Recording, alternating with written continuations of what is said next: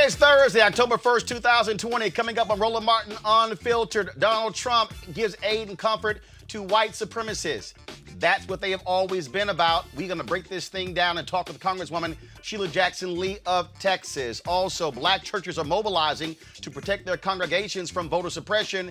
Dr. Freddie Haynes joined us for that conversation out of Dallas. Online education is here for the foreseeable future, and black children who don't have access to technology and digital services could be left behind. We'll talk about how parents can become equal partners in their children's education. And Lebron James Voter Initiative is recruiting volunteers to increase the number of poll workers in black communities. We'll give you those details. An appeals court has rejected the Trump administration's attempt to end the census early, but they also are basically ignoring the court order. And Alabama Governor Kay Ivey issues an apology to the surviving fifth girl of the KKK bombing of the 16th Street Baptist Church in 1963. And in California, a historic law has been passed that could establish a path to reparations for descendants of slaves. And newly released documents show that federal law enforcement officials were directed to make public comments sympathetic to Kyle Rittenhouse, the white supremacist charged for fatally shooting two protesters in Kenosha, Wisconsin. Plus, today's crazy-ass white man is from Leesburg, Virginia. Wait until you see this clown. Folks, it is time to bring the funk on Roland Martin Unfiltered. Let's go. He's got it. Whatever the miss, he's on it. Whatever it is, he's got the scoop, the fact, the find. And when it breaks, he's right on time and it's rolling. Best believe he's knowing. Putting it down from sports to news to politics. With entertainment just for kicks, he's rolling. It's on go, y'all. It's Roland Martin, yeah. Rolling with Roland now. He's funk, he's fresh, he's real, the best, you know he's Roland Martin now.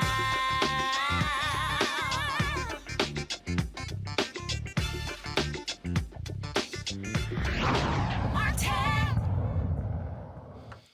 All right, folks, sorry for being late to tonight's show. I was on MSNBC with R.M. Melber, but let's get right to it. Donald Trump continues to give aid and comfort to white supremacists. Of course, you saw him refuse to condemn the white supremacists and the Proud Boys at the debate on Tuesday night. You still continue to see him give excuses. And not only that, you don't just look at the statement. People keep saying, will he issue a statement condemning them? It's his actions. Last night in Minnesota, racist statements regarding Congressman Ilhan Omar. That is who they are. We're going to show you later some video of the Proud Boys. Also, the nonsense coming out of the White House today where Kayleigh McEnany sparred with a Fox News radio reporter who was like, look, can you just give me some truth? Joining us right now out of Texas, Congresswoman Sheila Jackson Lee. Congresswoman, sorry to keep you waiting, but we were doing two different networks now on my show here. Here's the thing. Everybody wants to say, hey, issue a statement. But in the Senate, the Republicans would not pass a resolution condemning white supremacy like the House did. Mitch McConnell pays lip service when what they're doing is actually standing with white supremacists. That's who today's Republican Party targets, white supremacists. Shame is not even the right name.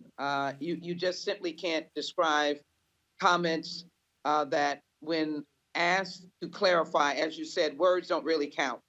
But we remember when the president said what he was going to do in quotes for the black community and asked the question, what the heck, he didn't use that word, have you got to lose? Well, we have seen now in living color what we have lost. We've got 200,000 plus dead, and the majority of them, large numbers, are people of color and African American. We've got a president who refuses to acknowledge that white supremacy is domestic terrorism, and it is the major domestic terrorist attack or threat in the United States, per his own FBI director, and as well per his Secretary of Homeland Security. Then you have some person that publicly takes the power of the presidency and attacks a duly sitting American citizen member of Congress who is a black woman, who likewise was a refugee, who fought her way out of a refugee camp with her family and survived and came to the United States and is a contributing citizen of this nation, putting her life in jeopardy. And he has a massive effort across the nation to demonize Black elected officials and election leaders, and to take every moment he can by litigation to destroy any structure of voter empowerment that he can find, i.e., the court case in Pennsylvania, where he wants to deny state leadership's right to say if your ballot comes in 3 days after and postmarked appropriately, it is counted. Or in the state of Texas, where he wants to remove the drop-off point where you can drop your mail ballot in to make sure that the elderly and the disabled and poor people can make sure their ballots are counted. This is a conspiracy without question, and this is a presidency that has failed, and it is dangerous. I am concerned about the lives of people of color being threatened at a podium from the person who is supposed to be the commander in chief and supposed to be the healer and comforter of the people of the United States of America. But we have something to deal with. Well, the thing, Congresswoman, here, look, even in that particular debate, you had Donald Trump constantly bringing up Antifa, and he ignored when Joe Biden said that Christopher Wray, the FBI director, has talked about that Antifa is an ideology, not an organization, and that the greatest threat in this country is white domestic terrorism. The FBI has issued a report. You're on the Judiciary Committee. Y'all have seen that stuff. And so when you have Trump and Republicans in the House and the Senate totally ignore the reality that domestic terrorism in this country is not led by Black people, it's not led by Muslims, it's not led by Latinos, it's led by largely white men. And the FBI even had a report showing how white supremacists are infiltrating the military and law enforcement. It's growing, Roland, and it's good to be with you. Forgive me, I'm so overwhelmed by the dangers that we're facing with respect to people's right to vote and then their actual existence, because we have someone who, as you have said, has denied actual truth. And that truth, of course, is evidenced by sworn officers of the law, Director Wray, the FBI director, and the interim secretary of Homeland Security, who's made it clear that white supremacist activity actually have caused havoc with respect to lives. White supremacy killed people in El Paso. White supremacy killed the people of Mother Emanuel. White supremacy killed 2 officers in California, federal officers, in terms of their mindset. The Boogaloo Boys and the Proud Boys were in Charlottesville, where a young woman was killed, and the language that was said showed that they had no intentions of respecting Jews or Blacks or any other people of color.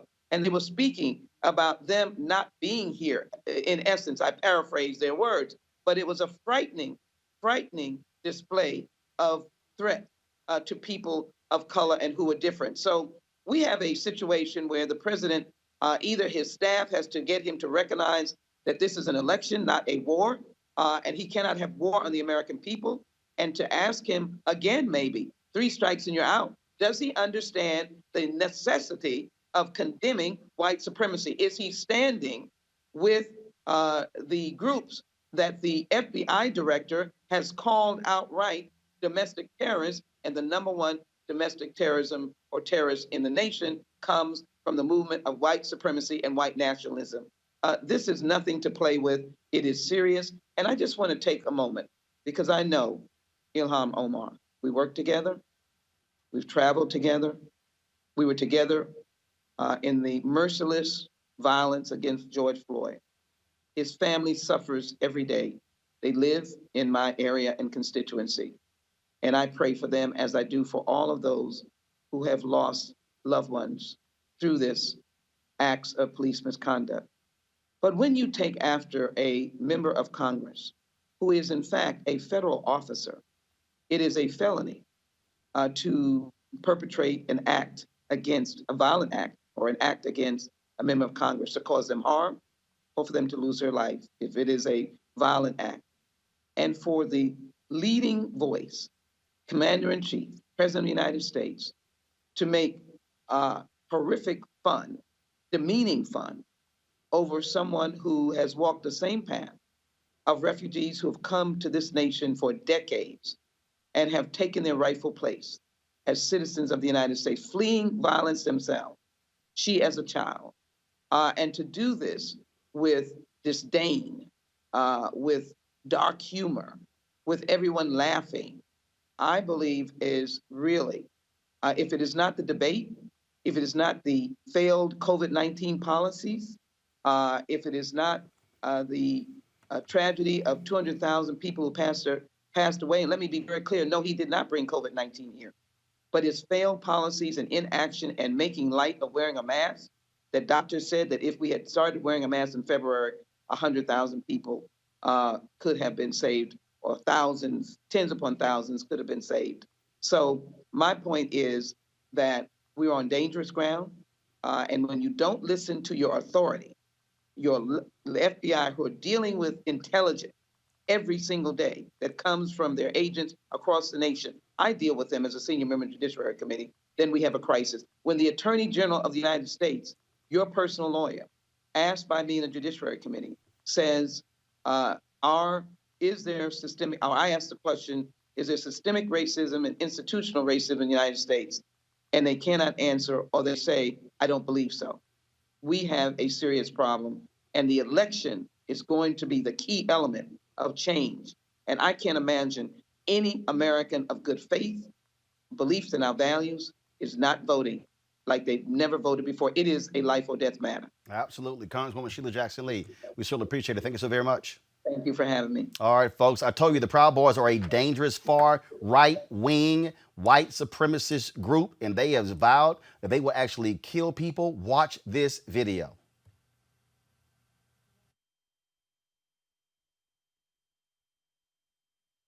This country has seen a rise in violence by white supremacists. A hate group known as the Proud Boys. Knock the crap out of them, would you? Seriously, very fine people on both sides. Maybe you should have been roughed up. The FBI said the Proud Boys are responsible for some of the violence in Portland and elsewhere. Right-wing extremists were linked to at least 50 murders last year. They do supposedly like me. When pressed today at the White House on this very issue, Kayleigh McEnany just sat there, lied her ass off. Watch this. Of this group give voice to these misogynistic, Islamophobic, anti-Semitic, anti-immigrant views. They're a despicable group by pretty much anyone's standards. So when the president was asked about them and you say he denounced them, that's what you're insisting that he did on the debate stage the other night. If that's the case, then why are they celebrating what the president said on the debate stage in front of millions of people? Well, I don't speak for that group, so I'm not sure why you're asking me why they're saying a certain thing. If someone denounced you, you probably wouldn't put it on a t-shirt and make badges of it, right? The president did denounce them. He was asked, will you tell them to stand down? He said, sure, and went on to stand. Which seems like an instruction. He said stand back, and then just yesterday when he was asked, he said specifically stand down, a synonym with stand back, and the president said sure when asked by the moderator whether they should stand down. So again, it's really interesting too to see that the media seems to be the only one putting the names of these groups into headlines, into media reporting.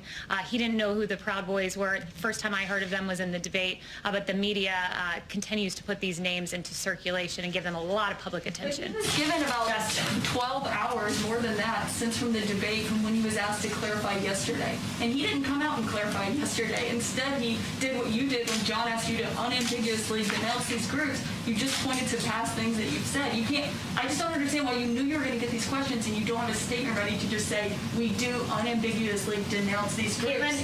You know what is, do you know why people have lost trust in the media? There was a reporter from your network yesterday, and in a tweet said, quote, the president, I'm asking you a question. I don't even know what you're going to bring up, but that has nothing to do with what I'm asking you right now. I sat here when you lobbed your partisan attack question, so you will allow me to give an answer.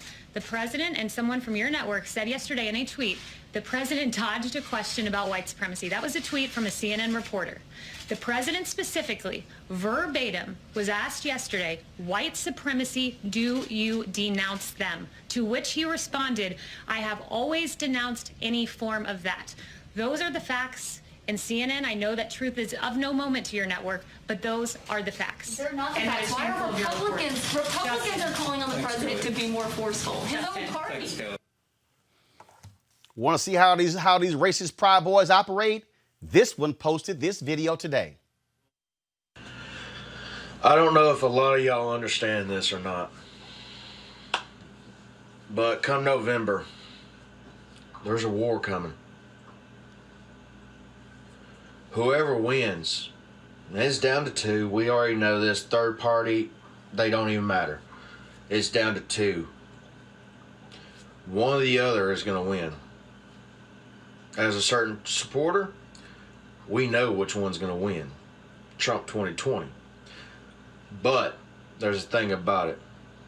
The reason why I say there's a war coming is because if Trump wins, Black Lives Matter and all them other Antifa dumbasses are going to try to start war. We ready. Don't worry. We ready. Us rednecks and stuff, we ready for y'all. But if Biden wins, we coming. And we coming strong. All right, folks, let's bring in my panel. Eric Savage Wilson, host Savage Politics Podcast. Dr. Greg Carr, chair, Department of African American Studies, Howard University. Reese Colbert, Black Women's Views. And joining me, Dr. Frederick Haynes III. He is senior pastor of Friendship West Baptist Church in Dallas. The thing that I was just laying out on MSNBC, Freddie, is that when we talk about what's going on here, all these folk are all caught up in, are you going to release a statement? Are you going to say this here? No, your actions. When the man stands last night, if y'all got that clip, get it ready. When the man stands up and condemns Congresswoman Ilhan Omar and then blasts refugees and then say, how does she tell us what to do in our country? She's an American. So what Donald Trump is saying to those white folks in Minnesota, a supposed blue state, which he almost won in 2016, and because in rural Minnesota, they are very far right wing, what he is saying is to that black Muslim congresswoman, you ain't one of us. This is our white country. That's what Donald Trump is saying in Minnesota, in Wisconsin, in Pennsylvania, and all across this nation. Freddie, you're on mute. You're on mute. The other day. There we go. Go ahead. No, the other day, this went from being a cold civil war where there was, a civil war that was undeclared. He sounded the bugle on Tuesday night during his debate. And of course, as you just pointed out, thank you for that, whenever he wants to vehemently denounce or speak to an issue, he's quite articulate for him. Of course, he becomes real inarticulate when it comes to denouncing white supremacy. But we get that because you're not going to denounce what you already are. And so what he is doing, he has sounded the bugle. The bugle basically is a war cry, and he is setting the stage for what has been a divided country, a cold civil war, to now become basically a reenactment of the 1860s. And so all of this is being done by the racist in chief. His people know when he is calling for them to speak up, and not only speak up, but to take arms. And so you've given us the clear evidence right there that they have heard their commander-in-chief declare war, and they have specifically labeled the enemy as people of color, people who are black, people who are part of Antifa, of course, but all of that is the result of hearing from their commander-in-chief. The war has been declared. This is last night. This is what I'm talking about. This is last night, y'all, in Minnesota. Listen to what this white supremacist says. We've got to change it. Who's going to do what we've done for you? Right?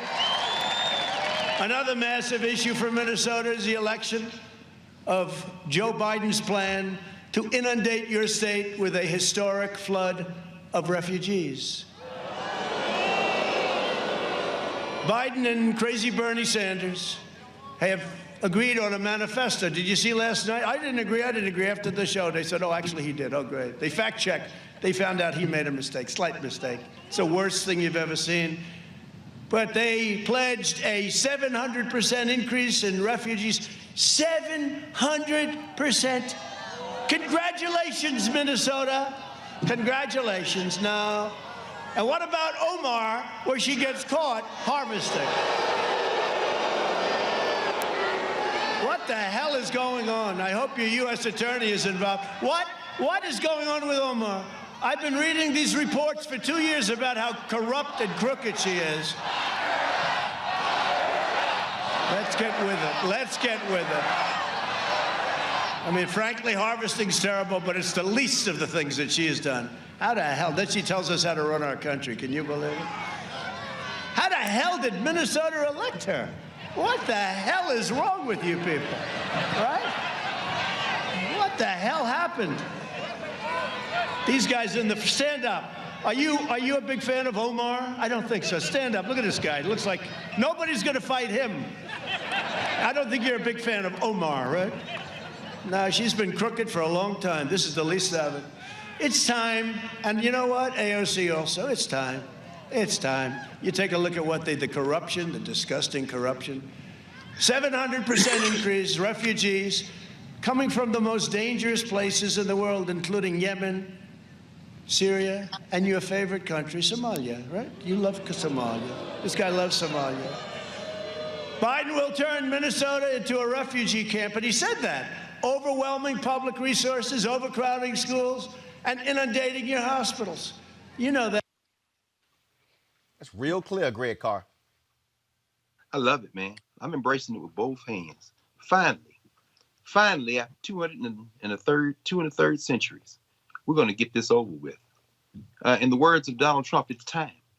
I embrace Donald John Trump. I embrace every racist white nationalist terrorist who was in Duluth, Minnesota. This is the 100th anniversary of the lynching of 3 young brothers who were working with the traveling circus in Duluth. There's a reason he was in Duluth, Minnesota last night. I embrace it. I embrace his chief propagandist, McEnany, who was moved from white nationalists to white nationalist terrorists. That's what you do with propaganda.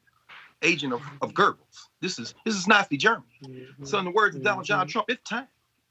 When Donald Trump says, let's get with it, that's the same spirit and energy he brought to what he said the other Joe Biden and Chris Wallace and the country. Stand by. These aren't misstatements. Now, the words there that seem coherent was written by Stephen Miller, I have no doubt. The little dwarf, the gnomish dwarf that sits in the White House spewing his hatred. It's time. It's time to break their political backs. When McEnany asked that reporter whether she told her she was being a partisan, I absolutely embrace and agree with that. She was being partisan. Here's the partisanship, human beings. It's human beings versus white nationalist terrorists. The line is clear. Make a choice. It's time. Reese, this is also Trump last night. And the crazy thing is when you talk about low-income housing, hey, that's a whole bunch of white folks. But that's not what they think when he says stuff like this. Through Operation Warp Speed, we will develop and distribute a vaccine in record time. It's going to be very, very soon. And before the end of the year, maybe sooner than that. On November 3rd, Minnesota will decide whether we end this pandemic, defeat the virus, and return to record prosperity. Either way, we're returning. Either way. We're going to have the vaccine. We're rounding the turn. Or whether we allow Joe Biden to kill the recovery. You know, he wants a shutdown. This guy says, let's shut it down. A lot of death caused by shutdown. Depression, death, drugs, alcoholism. Horrendous family fights, horrendous family fights. And he wants to destroy those suburbs by abolishing single-family zoning. All of these things are just a horrible thing, what he wants to do. And I think he's going to do it because he's not smart enough to understand that the other side has big problems. You know, we did something great. We had the greatest economy in history, and we had to close it down because we would have lost millions of lives. And now we're opening it up. And that he wants to destroy suburbs. Reese, what he's saying is white people. He wants to bring in those colored folk in your neighborhoods. It's absurd. I mean, we already lived through 8 years of the Obama-Biden administration. Did the suburbs get destroyed by then? No, the suburbs were destroyed by the housing market crash that was caused by the Republicans and George W. Bush and his policies. Listen, I might be in the minority here. I'm not concerned about these white nationalist punks like the Proud Boys and all these other people, because to be honest, and I'm not saying this to be cruel, They're after the white folks. If you notice, if they up in Portland and Seattle and these other white cities acting a doggone fool. They're not coming to Watts. They're not even coming to DC with that, because I remember when they had the little white nationalist parade in DC, they were flanked by police officers. They had their face completely covered up, and they marched their ass into the Target parking lot and went home very quietly. So they're not really about that action. What I'm concerned about is the white nationalist administration. This is not an infiltration. This is a complete takeover. And they're being blatant about it. And another 4 years is going to cause unprecedented damage to our communities. These punks with these guns and these YouTube videos, screw them. It's the president who's a clear and present danger to this entire country. But Erica, and white folks right, should be concerned, because the Proud Boys feel more comfortable going after them than they do going after us. So the solution to that is to overwhelmingly elect Joe Biden and take the reins out of Donald Trump and his white nationalist government. But Erica, here's why I got to push back on Reese there. Because of what I said about that FBI report, I want you and Freddie Haynes to speak to this.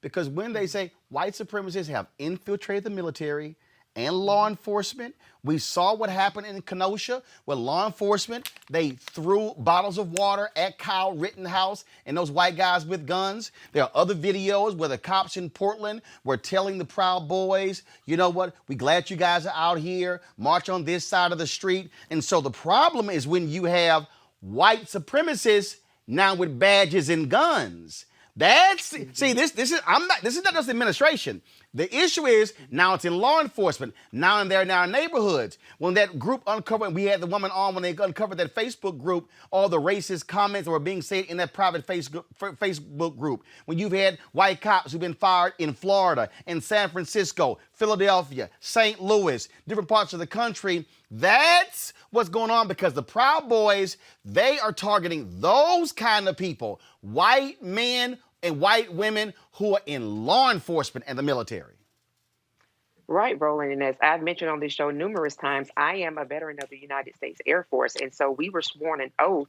I swore an oath over 20 years ago to protect this country from all enemies, both foreign and domestic. And that is exactly what Donald John Trump, since he wants to drag in the refugee piece, Donald John Trump Jr., he is the latter. He is, in fact, a domestic terrorist. When we look at the way that he's really been allowed to behave, he and his regime, it is the resurrection and redressing of George Wallace. George Wallace had executive authority over the state of Alabama, while 45 has, because of his stolen Russian seat, he has authority over federal agencies. And so that 2006 FBI report that you referenced, Roland, did in fact lay out that there is an infiltration that was actively happening in law enforcement and military. And now we've seen recruitment efforts to really dovetail this into the other piece. Now we've seen that these white supremacist punk groups, that they have started bringing in recruiting folks who are veterans, folks who are retired law enforcement. So it all fits together. It all melds together. What I believe we, the people, have to demonstratively do to push back against this. I will agree absolutely with my sister Reese said around overperforming. That is turning out at the ballot box. And the fact that this mediocre white man came on his YouTube, TikTok channel, whatever it was, to say that he in fact is declaring war, he's doing that because he has been emboldened and empowered by a racist regime who has the son of a Klansman sitting at the head of the table. See, Freddie, the reason, here's the deal. I'm not freaking out by the Boogaloo Boys and the Proud Boys. The issue is this here. Take a Richard Spencer. He went to what? Private school, St. Mark in Dallas. Yeah. Grew up in Highland Park in Dallas. Right. Where's Highland Park? That's where SMU is. That's where the Bush Library is. That's where basically your white money in Dallas is. And so you have what we're dealing with here, and I've been saying this since 2009. We're dealing with white fear. This is not a Trump issue, people. You had better be prepared for the next 50 years, because they cannot handle the fact that America is marching towards a multicultural America, and they know you got to share power, you got to share resources, and they are like, no, we are not used to this, and that is what Trump is speaking to. Thank you. And that's why white supremacy is not just the Proud Boys. White supremacy has to do with systems of the economy, political systems that control resources. And so we have to be ready to fight on two fronts. Of course, we've got to be aware, keep our eyes open for, the Proud Boys and their ilk. Roland, I'll tell you, I have a member of my church who just finished going through the police academy and shared with me that a Proud Boy was a part of his graduation class. So this person was able to make it through a police training program, and now he is loose on the streets. And so that's someone for us to be concerned about, because as your guest said, it's not just infiltration, it's a takeover. So on one level, we've got to keep our eyes open to the fact that these clowns have been emboldened by their racist commander-in-chief. At the same time, we have to be aware of the policies of white supremacy that have kept the structure of the United States in place. And so when you're talking about a multicultural America, when you're talking about in less than 20 or 30 years, we're going to be, white people will no longer be in the majority. That is something they are afraid of, because white fear, is rooted in white guilt. They know the hell they put us through. They know the damage they've caused to us. And so their whole thing is, if black folk decide to do to us what we've done to them, then we are in trouble. So their white fear is rooted in their white guilt. And so as a consequence, they're doing everything they can right now to reinforce the infrastructure of white supremacy. That's why our racist commander-in-chief decides to forget protocol and let's not do what was done in 2016. We're going to have this person who is going to undermine everything the notorious RBG stood for. We're going to place her in as soon as possible. That's why they are infiltrating and taking over the appointments of judgeships across the country, because they're trying to reinforce the structure of white supremacy. And so on one level, we got to keep our eyes out on these Proud Boys and be ready for them. At the same time, we've got to understand, like my sister just said, we got to handle our business at the polls up through November 3rd, and then be ready for a fight after November 3rd, and then be ready to do all we can to completely dismantle systems of white supremacy after January 20th. Pastor Haynes, when it comes to churches, we know they're in Texas. They extended early voting by 6 days, but they got rid of voting on Sunday because they didn't like black churches doing souls to the polls. And so what, in this era of COVID, the final question for you, what are black churches doing to ensure that their members are not going to sit at home and sit out this election? Right. And Roland, also, you know that in Texas, they decided to make sure that you could not straight ticket vote. Yeah, of course, law was passed in 2018, but a federal judge just actually struck it down, and we'll see if they appeal that. Because that has thrown that in. But yeah, and because their reasoning was, well, we want people to really be thinking about who they vote for. No, they actually thought about it. They ain't voting for y'all asses. And they're targeting really Dallas County, where you are, Harris County in Houston, because they've been getting their butts whooped in those big counties. Exactly. And so check this out. Now the ballot, we've seen the ballot. It's going to take 20 to 30 minutes to go through that ballot. So when you look at the lines and all that's going to take place on election day, that is going to preclude those of us who work from actually spending that kind of time at the polls. And so what the churches are doing in Dallas County, in Harris County, we have gotten together, and two things. Number one, we're engaging in voter education, because we've got to do all we can to make sure we counter the misinformation that is out there, and at the same time make sure that people know where they can vote, and that when they go to vote, they are going to be protected protected. Their exercising of their franchise is going to be protected. So we're engaging in voter education. We're doing that through town halls that take place via Zoom. We're doing that. I'm going to a meeting right after I leave here that again will be about voter education that we are hosting at the church. The next thing that we've got to do, along with voter registration, is make sure that we set the parameters for voter protection. And so that's what we're doing. Our church has been designated as a super voting site. So the whole facility, 150,000 square feet, we're going to use it as a place where we can get the maximum participation of people voting, while at the same time enabling them to practice social distancing. At the same time, those who find themselves differently abled are going to be able to drive up and vote. And so we have pushed churches to avail themselves to be voting sites like we have done at Friendship West. And at the same time, we are mobilizing our people to work the polls. And so we have a record number of people who go to our Black churches who are working the polls here in Dallas County. So much so that we not only have them working at Friendship West, but they're going to be working throughout the county. And then the other piece that we're doing is making sure that our brothers and sisters show up just in case they decide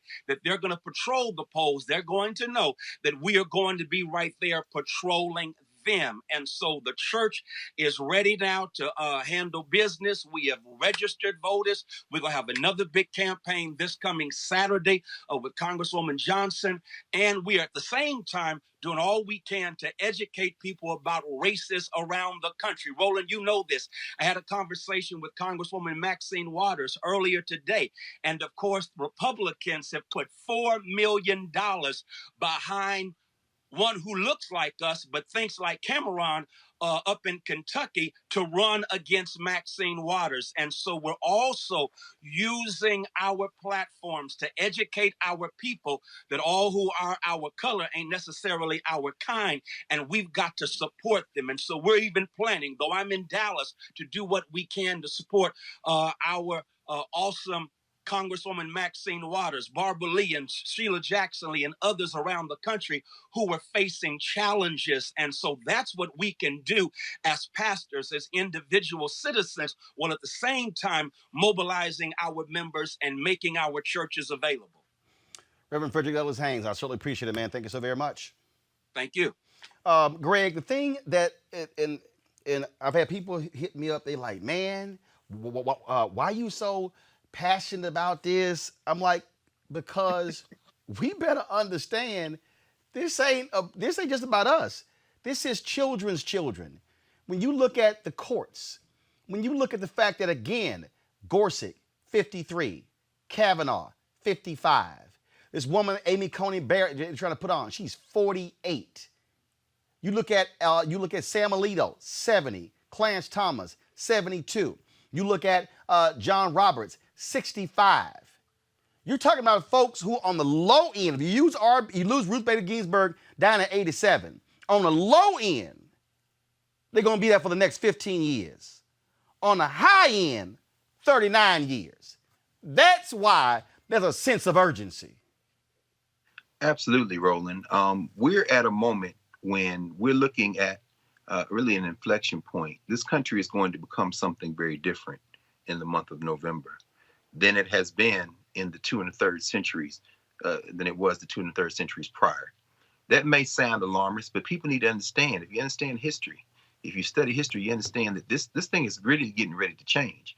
The federal bench has an outsized influence. I've been in conversation with folks who, are saying, well, the Supreme Court isn't that important, or if it is, we need to make it less important. It could very well happen if Trump steals this election and is put back in for 4 more years. We might see the delegitimization of the federal bench later. When you talk about the census ruling from the Ninth Circuit that just came down, the 2 of those 3 judges, including the sister Johnny Rawlinson, were appointed. Rawlinson was appointed by Clinton, and the second judge, a white woman who ruled with her, was appointed by Obama. The third judge, the one who dissented in that census case, is 42 years old. He's one of those 41. He was 41 when they nominated the bench last year. A right-wing ideologue who helped coach Justice McConnell, Gorsuch, and Kavanaugh. He was on their prep teams, in fact, and who also helped write policy to argue for the separation of children at the border. That's who dissented in the census case you're going to talk about, Roland. This federal judiciary, federal law is made by district court judges and circuit court judges, as we talked about last week. And when you went through yesterday with Scott, as y'all were talking about this case in Louisville, who the judge is makes a lot of difference. And finally, I'll say this. All you have to do is listen to Trump in Duluth yesterday. First of all, his hatred for women, which I absolutely understand. I agree with Freddie Haynes. It's driven by fear. His manhood, small and shriveled as it is something that he's fairly severely challenged by women. But his code words for them, when he talks about something being disgusting, that's a code word not only for women, but for black women. When he attacks Ilhan Omar and Alexandria Ocasio-Cortez, he's attacking black women. Right. When he says, let's get with it, he says, what the hell are y'all doing up here? They're attacking our country. I embrace that, Roland. I tell you why I say I embrace that. I would rather a white national supremacist, when he says our country, say it with his chest, no matter how tiny it is, as is the case of Donald Trump. Because when you say our country, you don't mean me. And when you draw that line, anybody who is with, they don't mean me. They don't mean Reese. They don't mean Erica. They don't mean you. They don't mean Freddie Haynes. They don't mean Sheila Jackson Lee. We, as far as they are concerned, are not human. And guess what? That feeling is mutual. So this is nothing to play with. This is nothing to play with. You can't convince a white nationalist terrorist like that. Because what happened, say this, in Duluth yesterday, there was a cameraman attacked from WCCO, a photojournalist who was attacked by one of those fascists you just talked about, Roland, just before it started. These people are going to be in the street. They're going to be in the street. This is this country's perhaps final chance to avoid another civil war. And as Freddie Haynes said, it ain't going to be no cold civil war. It's going to be a hot one.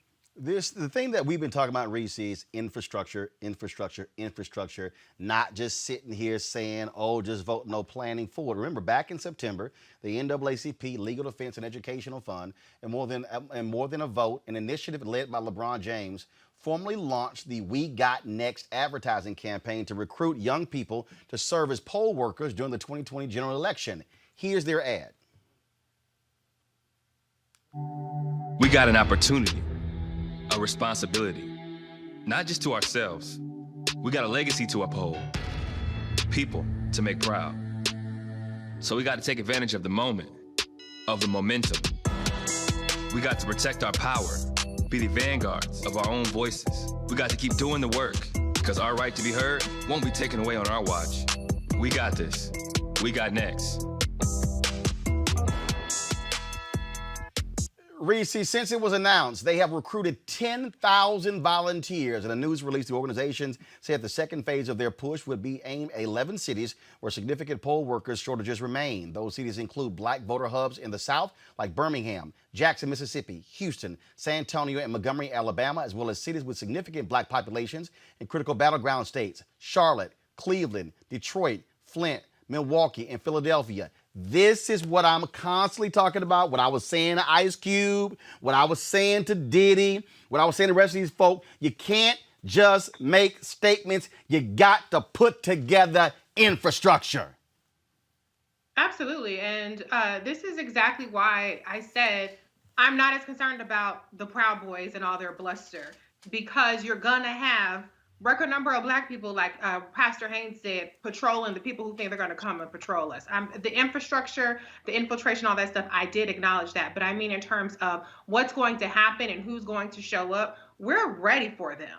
We are going to vote come hell or high water. So these kinds of initiatives are incredibly important. It's not just good enough to say vote. We have to have a voting plan. That's something we've been talking about for months on this show. Have a voting plan A, a plan B, and a plan C, because even as the election is going on, you have the Texas governor, as you mentioned earlier, Abbott, who is closing down ballot drop boxes. And so now you have to have a plan B if you're a voting absentee. If you can vote early, if you can vote for absentee ballot, then work the polls. If for no other reason, just so that people see our presence and they're not intimidated by these people that are out there to try to create havoc, like they did in Virginia, where the Trump supporters showed up at the at the early vote site and try to intimidate people. Of course, Black people can't call the police because we ain't trying to get shot by the police by siding with these crazy people. So we need to dominate the polls with our presence, work the polls, help out those that are in need.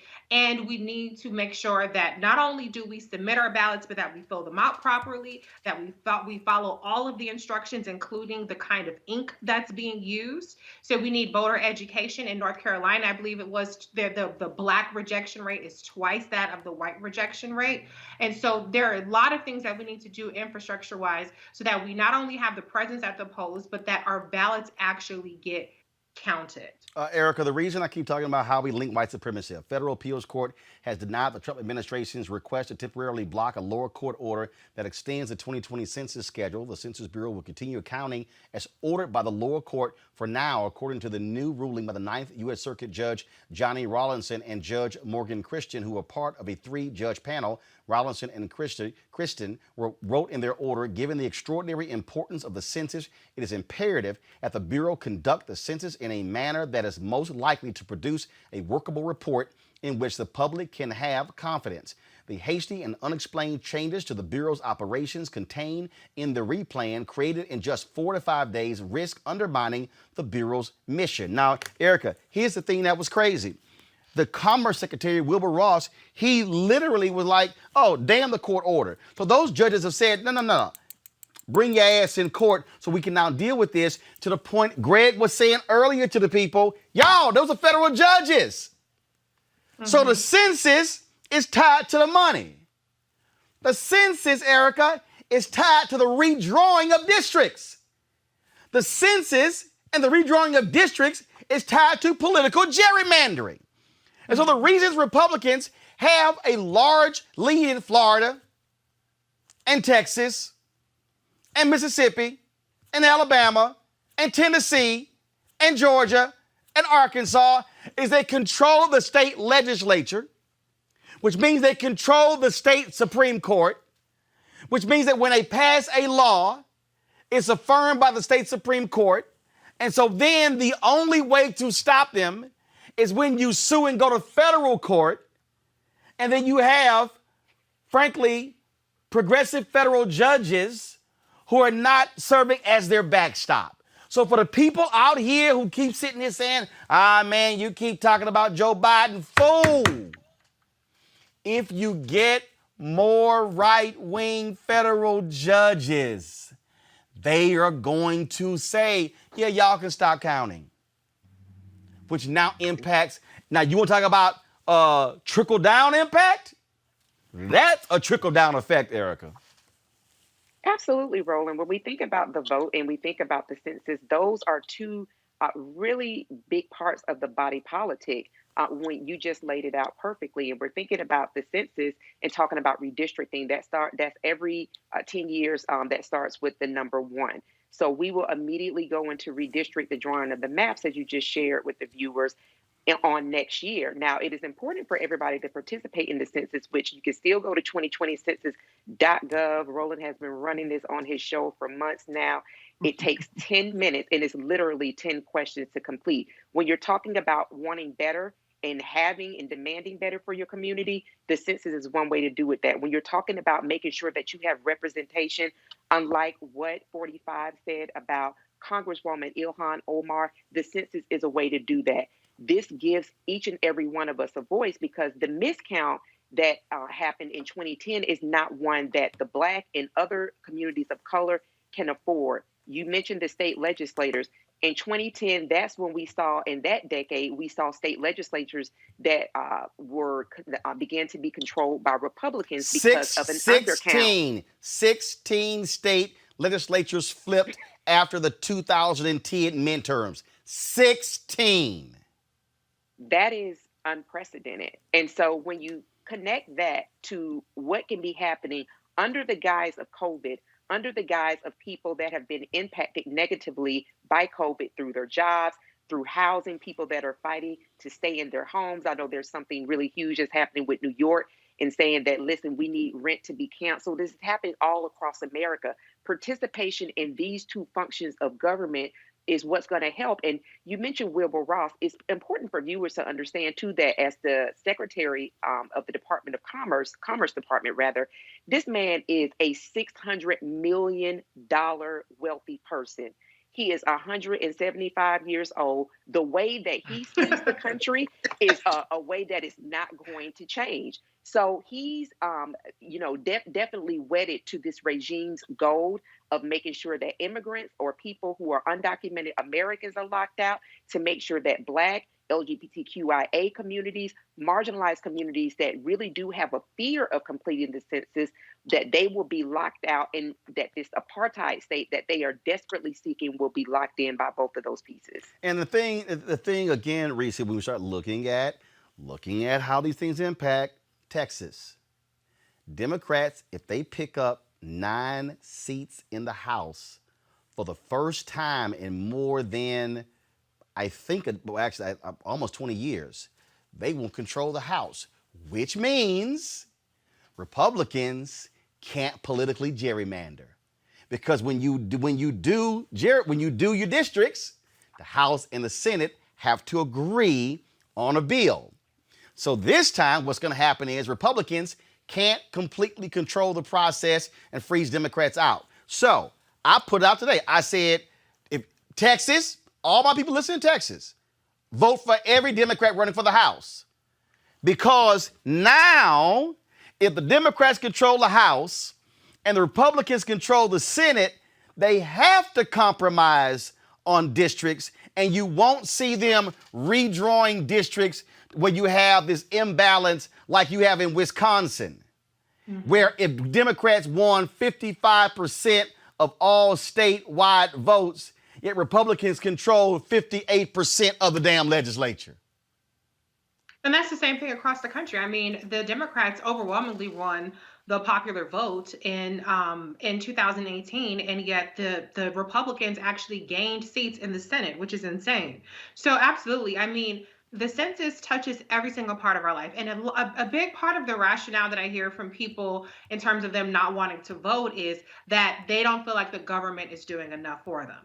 Okay, well, if that's your feeling, then you better damn well fill out the census, because the census is how those things start to become allocated, how those resources get to your communities. So that is the minimum that we could do. Why do we even have to beg people to vote? And why do we have to beg you to fill out your census when this is the barest of minimum? It's never been easier to do something that's going to directly impact your community. And guess what? If you fail to do it, then the way that your community is going to be adversely impacted is a 10-year irrevocable decision. Okay, it's a 10-year thing at a minimum. And depending on, as Roland has pointed out, the way judges are put in or the way the Supreme Court of the different states are stacked, it could be even longer. So folks, fill out the damn census. White folks are doing it. So Black people, Latinx people, AAPI people, Native American people, we got to do it too, because we're the ones that are being undercounted and screwed for decades at a time. Well, that's the thing here again, when we start looking at this thing politically, Greg, the point, and look, let me be real clear. I get people's frustration who say nothing has changed and I haven't seen change. But part of the deal also is not understanding civics as well. Not understanding, when we talk about our neighborhoods. Hold on, let me take it further. In order for us to understand where we live, you got to understand the country. Then you got to understand states. Then you have to understand cities. Then you have to understand neighborhoods. Then you have to understand census tracts. Then you have to understand blocks. Then you got to understand streets. And now you got to understand houses. And so when somebody says, well, I ain't seen no change, that's because you're not looking at, well, hold up. There's a school board. There's a city council. There's a county government. There's a water district. There are state courts. There are federal courts. There's state reps, state senators, members of the House, members of the United States Senate, and the president, and you have the judiciary. You have an entire system here. And for the people who are saying, well, I ain't seen nothing change, let me help y'all out. The other folks have. Okay. Hello. Let me help y'all out. The other folks have. Do you know why the other folks have seen change? Because the other folk vote. There's a reason they don't want you to vote. There's a reason why Donald Trump, Greg, said to the blacks, thank you for not voting. That's why. That is the whole point.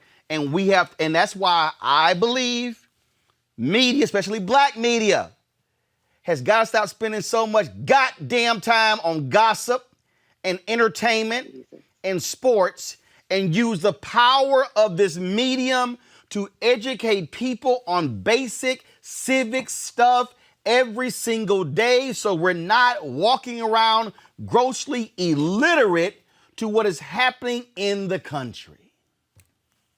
True, Roland. But we can't count on them to do that. And if history shows us anything over the last couple of generations, certainly post the end of legal apartheid in this country, is that it's been a steady deterioration in media of all types, and black media is no exception. As Dr. Strange told them in Marvel's Avengers, we're in the end game now. We're in the end game. This is the 1st of October. So those young people, and I hope there are a number of young people in that 10,000 who have answered the call from LeBron and the politicians and others who have come together. Some of my students have been talking to them, and we have these virtual conversations as we're in class. And I'm encouraging them, and I hope everybody else is as well. You young people, vote early, because election day is when early voting starts in your state, if your state has early voting. And then on November the 3rd, we're going to go back and get the folk who haven't been able to early vote, because safe, absentee balloting is safe, but the safest way to do it is in person, as we heard said. So our young people don't think just voting is enough. Mask up, glove up, help your elders, and get out there and vote in numbers and get your people to come out and vote, because we're in the end game now. We got a month to go. The media isn't going to change in a month, but neither is Roland Martin Unfiltered. So how else can you participate? Put your $5, $10 in this Roland Martin Unfiltered so the platform can go even further, because we're in the end game now. It may seem people saw this is an alarmist. They say that every 4 years. Okay, you silly people, keep saying what you're saying. It's fine. Why? Because we don't have time now to argue with y'all. We're in the end game now. Right. Understand that California is setting itself up, and has been for the last generation, so that if and when this country called the United States of America fractures, it's going to fracture into regions. And if you think you're going to run out to the West Coast, to Washington State, or to California and look for protection, when this ideologue who's part of a fringe Catholic movement that's so close to the damn handmaiden tale that people can't even joke about it, turns around and wipes out not just a woman's choice to terminate a pregnancy, but that isn't just what Roe versus Wade is about. That's about annual pap smears. That's about health care. Do y'all understand that when this country fractures, there are going to be regions in this country that just not going to put up with it? Texas has already flipped. The only way it hasn't flipped on the maps, on the political maps, is what you're saying, Roland. It hasn't flipped on the political maps because they've been stealing elections. And if you don't think things in your neighborhood have changed, believe me, I'm with you, Roland. We understand it doesn't look that way. But y'all listen to what Erica just said.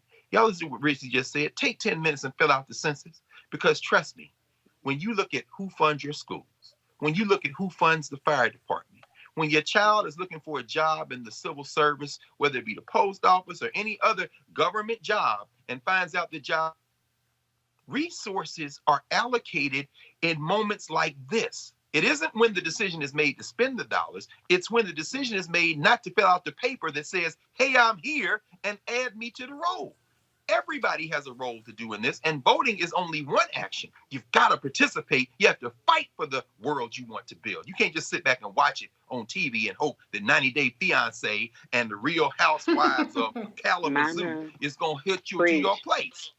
Preach. Absolutely. Folks, Greg talked about that. Before we go to a break, if you want to join our Bring the Funk fan club to support this show, you can support us by going to Cash App, $RM Unfiltered, paypal.me/R Martin Unfiltered. Venmo.com/RM Unfiltered. You could also send a money order to New Vision Media Inc. NU Vision Media Inc. 1625 K Street Northwest, Suite 400, Washington, D.C., 2006. Our goal is to get 20,000 miles supporters to contribute at least $50 a year. That's $4.19 a month, 13 cents a day. Your dollars make it possible for us to do this show every single day, for us to do to hire more people, to do more coverage, to actually build this beyond a 2-hour show. We trust me, there are plans that go beyond that. If you're on YouTube, there are nearly 7,000 of you watching on YouTube right now. Folks, y'all can actually support us right there on YouTube, or you can go to RolandMartinUnfiltered.com. We often talk about and we often say how we got to have our own. And look, I see y'all tweets. And a lot of folks been sitting here tweeting me saying, man, we love seeing you on Ari Melba's show. MSNBC needs to give you a show. Let me help y'all out. Henry, why don't you go to a wide shot? Let me help y'all out, okay? This is the show. Own the lights and the monitors. Own the set. Own all of this here. I'm going to put a camera in that control room so I can take some control room shots sometimes. Control room as well. I'm saying all of that, y'all. See all this here? These here are notices that fan club members have sent in. These are the ones that I actually read on yesterday. Actually, I didn't read these on yesterday. It is my pleasure to support such an awesome platform by sending this personal check for $50. I would have sent a money order, but I don't get out like that. I'm 76 years old and will be 77 next month. Got to be careful, you know. Holla, I had to say that LOL. Signed by Betty Saucer. And she said, I am hooked on your channel. Thanks, God bless. Another notice here, and I'm reading these because I need y'all to understand that our people are supporting the show, and these are people who are all ages. I'm a subscriber to your Facebook page and started watching your YouTube channel since the pandemic for the last 3 to 4 months. I really enjoyed your shows. I watch it daily. You touch on topics that are not seen on other news or very little, and your panels and guests I don't see anywhere else. My favorite panel is on Thursday. Reese, Dr. Carr, and Erica. Tell Dr. Carr I'm crushing on him and I will be his future wife. I enclose a $50 money order to join your Bring the Funk fan club. Why did you read that, bro? I'm reading the letter. Warm regards, Chandra A. Rushmore. I'm just reading the. Hey, Chandra. I'm just reading the letter. Dr. Carr, he is y'all don't say that. Y'all don't. A sought after man. I've been telling you that. No, Lord have mercy. No, this is the biggest show on television. They go crazy over you on Facebook. No. All right, that's enough. They do. I know. When Greg started talking, they were like, "Oh, go, Dr. Carr, go." Okay. Here's another. I'm 80 years old. I'm so proud that I'm able. Y'all check this out. I'm 80 years old, and I'm so proud that I'm able to see you every evening on my iPad. I don't own a TV and don't want one. You keep me up to date about everything that is going on. I am sending you $100 because I want you to succeed. I love you and Dr. Greg Carr. I also appreciate that you have so many young, beautiful, intelligent young people. Keep up the good work. Love, Mama Gwen. Go ahead, Mama Gwen. That's Mama Gwen. And so I got a card here. Thank you, Roland Martin, and your staff for educating, inspiring, and uplifting the Black community. Sincerely, Eula Patrice Wright. And so I got just 2 more, y'all. Let's see here. All right, let's see. Okay, hold on, let's see here. Here we go. All right. Oh, actually, this is the same one. Chandra Rushmore, she forgot to put her email. Chandra, we got your email, so trust me, we'll add your name to the list. And because, yes, you the one who crushed it on Greg. And let's see here. William Hardison.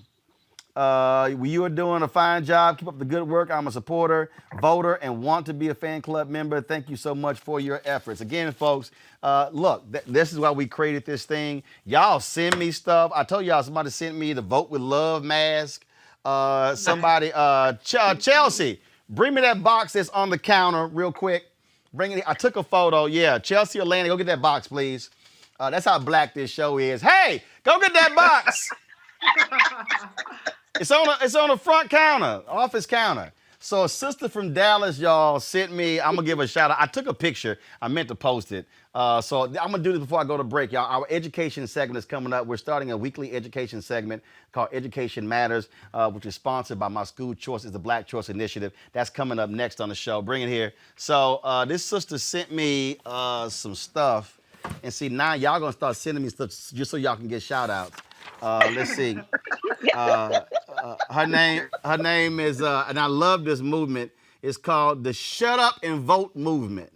My name is Tina Moore, founder of Moore Concierge Services located in Dallas. As we embark upon the 2020 presidential election, I feel compelled to help change what has caused me great trepidation. I've been taught that what bothers us in the world, we're called to change. I'm sick and tired of American citizens complaining about what both sides of the aisle are not doing, particularly by African Americans. It's been 55 years since the Voting Rights Act was signed on August 6, 1965. For the Latinos, it's the 45th anniversary of the 1975 extension of the Voting Rights Act, also signed on August 6. Both ethnic groups are grossly underrepresented at the polls, and yet together we can make a difference. I've always exercised my right to vote. I consider it a privilege and a responsibility of all American citizens to vote. With a decline in registering voters during this pandemic, I've created a T-shirt to evoke conversation and hopefully spark a response with our Latino and African-American U.S. citizens. I am beating the concrete to get as many registered to vote before the deadline. Please accept this token gift from Moore Concierge Services, and let's all meet up at the polls. Wishing you and yours health, peace, and happiness during these uncertain times. Tina Moore. And look, y'all should be blowing up the YouTube, contributing to the Bring Funk Fan Club. So check this out, y'all. So this one, all right, who speaks? This for Latinos. Cállate. What that mean? Shut up and vote. Cállate. Cállate. All right. That's the one for Latinos. This the one for us. She sent me right here. Shut up and vote. And so Tina even sent a shut up. And Tina, look, that big old bill. I ain't how I do a hat. You know, come on now. I can't have that big ass plate bills they wear. No, I got to bend mine. And so she sent me this hat called "Shut Up and Vote." Good. Hold up. Yes. Also, we got a "Shut Up and Vote" mask that's in here as well. And clearly, I don't. Maybe Greg, you smoke? No, bro. Okay, all right, because she sent me a "Shut Up and Vote" cigar case. With the hearing. Don't you smoke cigars? Eric and Reese. Hey, Eric and Reese, do y'all light up those? I love a good cigar. All right, Reese. There you go. And she even has the cigar, whatever the hell they call this thing. So cigar cutter. There you go. All right, so Tina, I appreciate that. And so thank you so very much. So Tina Moore. So Tina, you didn't put your website on here. If people, y'all go to mooreconcierge.com. MOORE concierge.com. All right.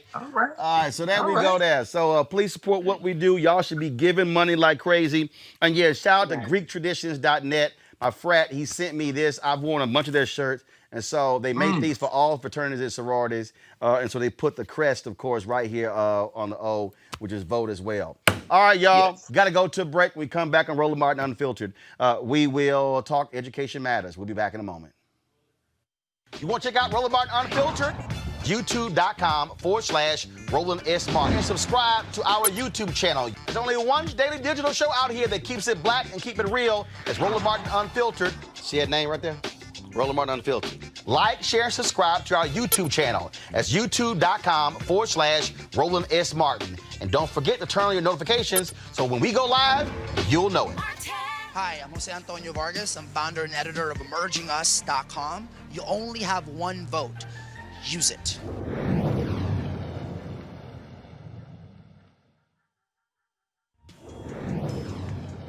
everything that's going on right now, I think we have to look at this in a different way. We have to stop being angry and start recognizing that we do have this power and stepping into it. So I'm committing to spending the next couple of weeks. I'm going to hold myself accountable. I'm going to register 10 people. I started last night, so I'm 1 down, 9 to go. Hey, I'm Arnez J. Black TV does matter, dang it. Hey, what's up, y'all? It's your boy Jacob Lattimore, and you're now watching Roland Martin right now. Stay woke. Hey, I'm Amber Stevens-West. Yo, what up, y'all? This is Jay Ellis, and you're watching Roland Martin Unfiltered.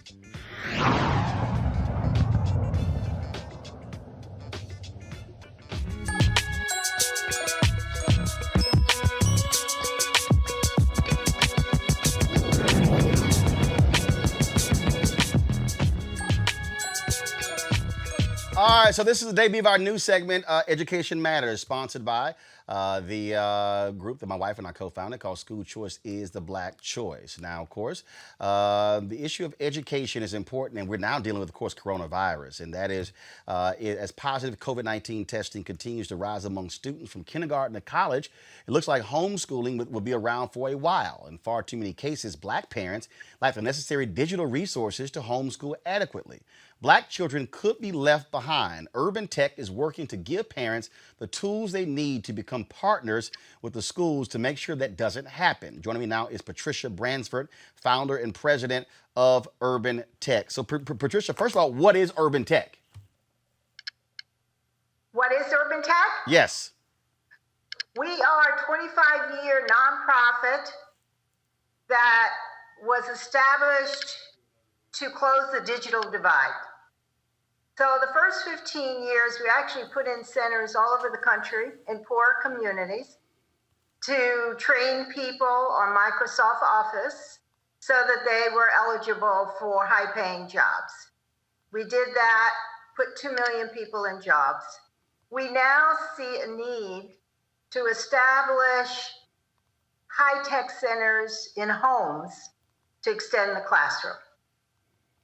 So, we need to train parents. We need to equip the classroom homes for high-tech training. So we have set aside 5 schools to run a pilot for 4 months, after which we'll be able to scale that across the city, actually across the nation. So one of the things that we're seeing, part of the issue with students checking in, we're talking about lack of Wi-Fi and internet. We're talking about so many different things. And this is not just African Americans, but it's affecting white children, Latinos as well. But we are being really impacted because the other problem is that your urban districts don't have, they're not sending laptops home with the kids and iPads and things along those lines as well. And so the fear is that Black children are going to fall further behind than their white counterparts in this age of COVID. Well, we want to assure that that's not going to happen. What we're doing is raising money from corporations right now to set up high-tech centers in every household and train parents. You can't just push computers into homes and expect parents to be able to run them and be able to help their children. The key to success is a knowledgeable parent. But we think that that parent has to be given a salary, perhaps an honorarium, in order to do that job. It's not going to happen without a parent being co-equal to the teacher in the home. One of the things that some districts are doing, they're sending, shouldn't be law enforcement, but they're sending people to school to make sure the kids are logging on as well. Look, this thing hit, and frankly, what this has done has exposed everything in this country in terms of our inequality. Not only with education, I was talking to somebody today about how coronavirus has exposed technology or the lack of engagement Black media companies have with their followers. You got people who all of a sudden, everybody and their mama trying to do Zoom town halls and conversations, and ain't nobody watching because they didn't have engagement. And so it's caught everyone off guard. And so with that, what are you also calling on community groups to do, churches to do, fraternities and sororities to do to ensure our kids are not falling behind? You know, I'm sorry, but you're not coming in clearly, and I didn't hear that question. Yeah, and that, again, COVID has exposed the weaknesses in all of these different areas. And so are y'all also encouraging fraternities, neighborhood groups, churches, and others to partner to create these tech centers, these tech centers in these homes? We're looking for, I think your question has to do with partnerships in the community. Yes. And we're absolutely looking to enrich the community. We want to do this across every community with churches, with other not-for-profits. We want to build a platform with high-tech social and emotional skills, as well as the academic curriculum, to prepare parents and their children for, I think,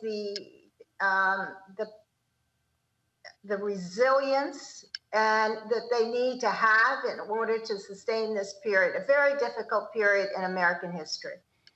All right, then. Where can people reach you with Urban Tech to support what you're doing, Patricia? Would you repeat that? How can folks reach you at Urban Tech? How do they get to us? Yes. Okay, well, they can come to pcp.urbantech.org and visit our website and get all the information about our program. And then give us a call if there are any questions, or if they would like to have us come to the community and make sure that their parents are trained. All right, then. Patricia, I appreciate it. Thanks a lot.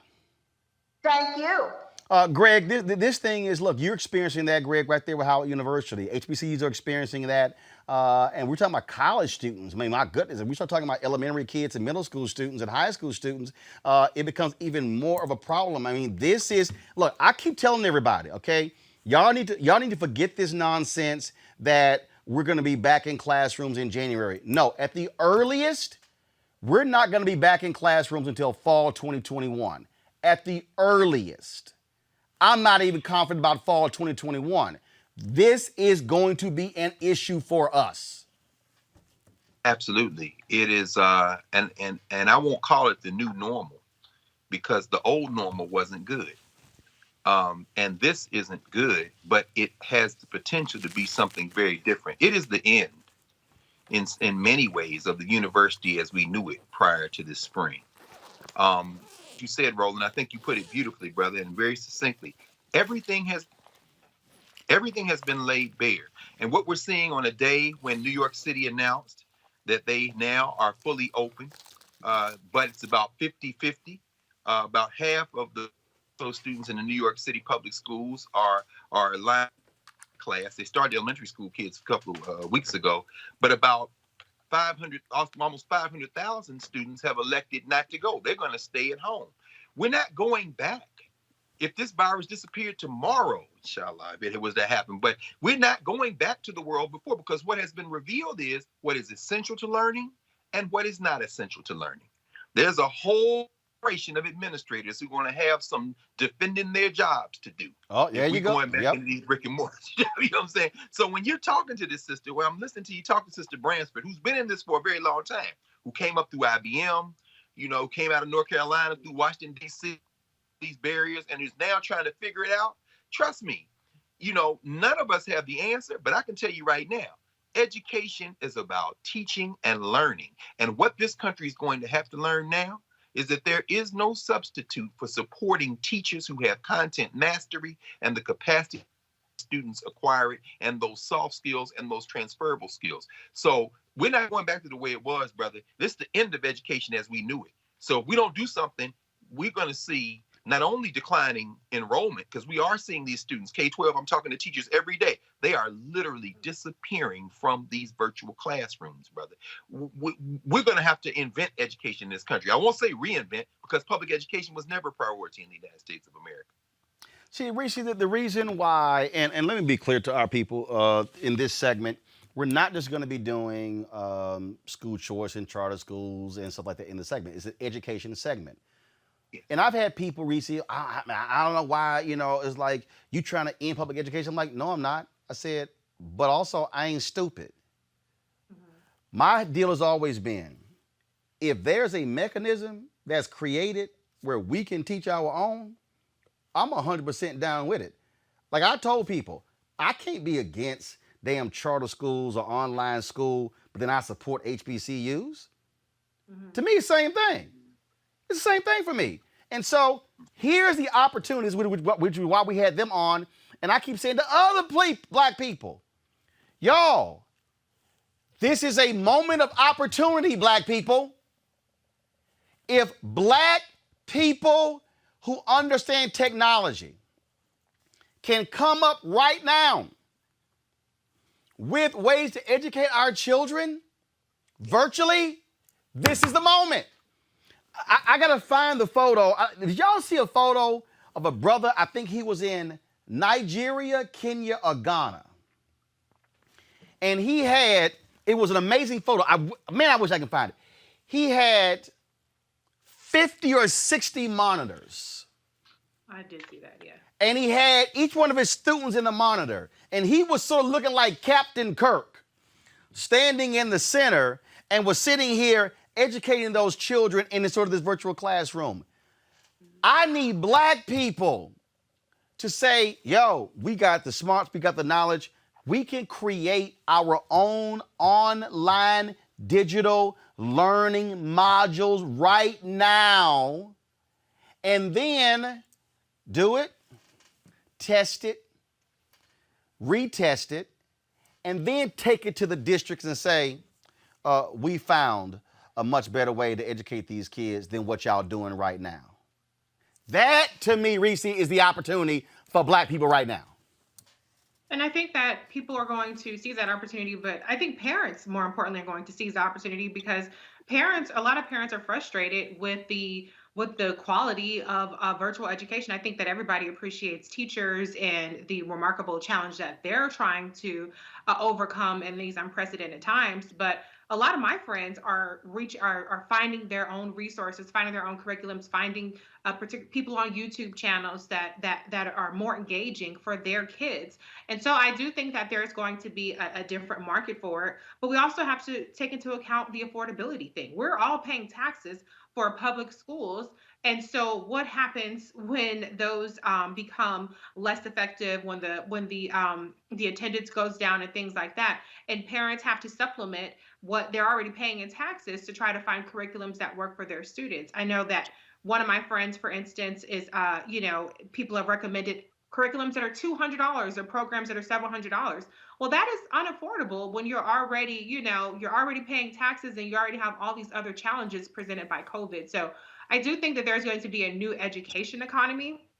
And I think that people are going to, whether it's on the books or off the books, find a way to keep their kids engaged as much as possible. And we just have to, hope that that these programs are in fact effective. And I think that the key to what you said is that test the programs for their efficacy and not just, hey, this is something that's just fun, but then the kids are still falling behind. I think the testing part is crucial, but then who's evaluating the test? That's another crucial part of it as well. Erica?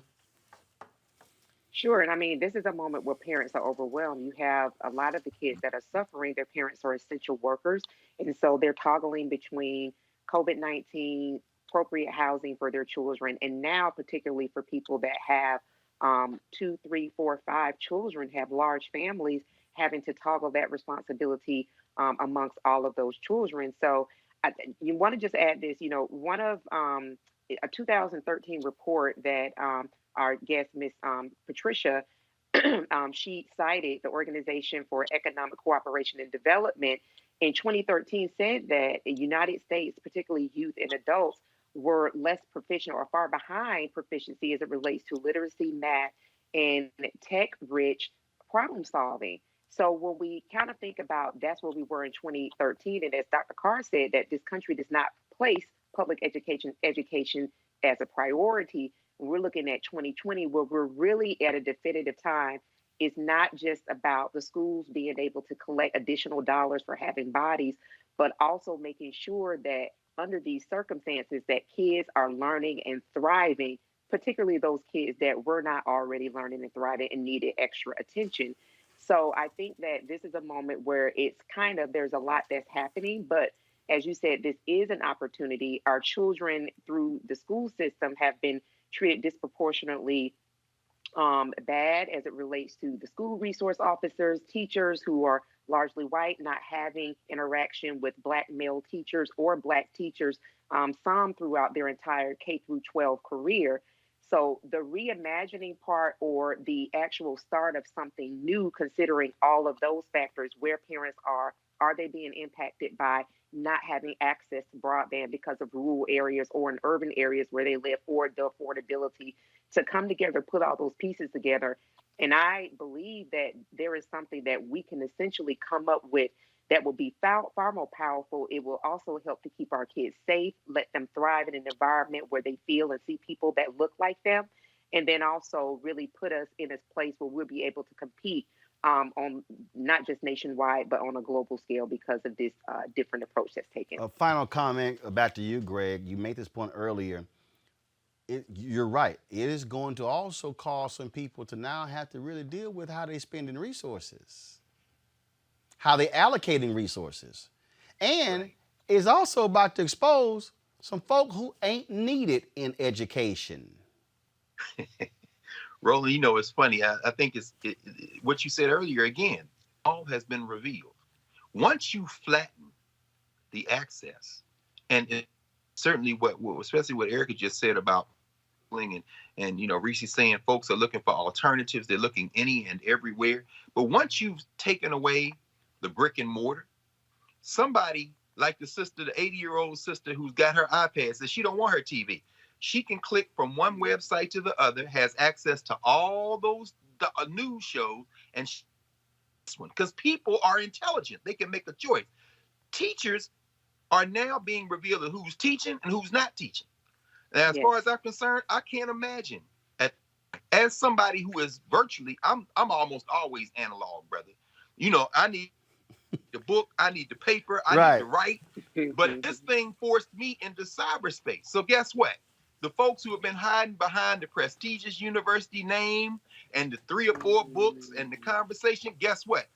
All on the screen now.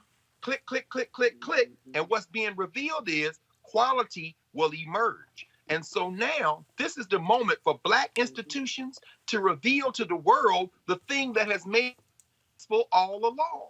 We know that there's an absolute importance for human beings to be together because we are social creatures. So there's something that's happening to us right now that we haven't even begun to realize is there. That's a real fear of mine coming up. What's going to happen with all this separation? But since we are apart, this is the moment for us to study what makes us unique and put it out there in the world. YouTube is, all these people watching Roland Martin Unfiltered right now, before this thing hit, some of them would have been flipping the screen on TV or been out in the street. This is changing the way people are thinking about consuming information. And when we go back to whatever we were going back to that we're going to bring forward, because much of it's going to fall away, as I said, there are going to be a lot of people who are going to need to justify their salaries on those tuition bills that people are getting. And I don't care whether it's private school or public school. The cost of education now, all the money that's not going to teaching and learning, people gonna have to got some splaining to do now because it's clearly not something that's helping us right now. And the question then becomes, why do we need all that? All right, that's folks. Every Thursday, you'll be able to see our segment, Education Matters. Go right to